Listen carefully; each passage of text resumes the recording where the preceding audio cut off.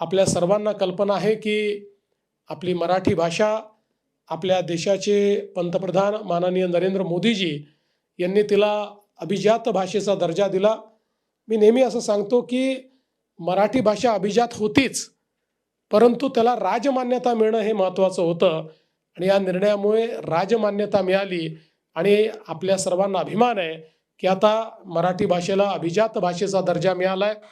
आणि या मराठी भाषेच्या संवर्धनाकरता, मराठी भाषेच्या लाच अधिक समृद्ध आणि संपन्न करण्याकरता आपण सगळे मिळून या ठिकाणी प्रयत्न करणार आहोत.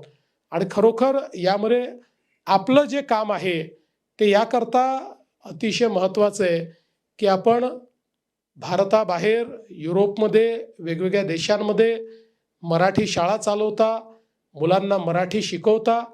कारण भाषा एक असं माध्यम आहे की त्या भाषेने आपली संस्कृती, आपले संस्कार, आपले उत्सव, आपल्या परंपरा या सगळ्या गोष्टींशी आपण जोडलं जातो. आपलं साहित्य असेल, आपल्या कला असतील, या प्रत्येक गोष्टीशी आपण जोडलं जातो. आणि आजही मला असं वाटतं की भारतातलं जसं महाराष्ट्र हा एक प्रकारे सगळ्यात समृद्ध राज्य म्हणून महाराष्ट्राकडे पाहिलं जातं, पण भारतामध्ये सांस्कृतिकदृष्ट्याही सर्वात समृद्ध समाज जर कुठे असेल तर तो महाराष्ट्रामध्ये आहे. त्यामुळे केवळ महाराष्ट्राने भौतिक समृद्धी मिळवलेली नाही, तर सांस्कृतिक समृद्धी देखील आम्ही मिळवलेली आहे.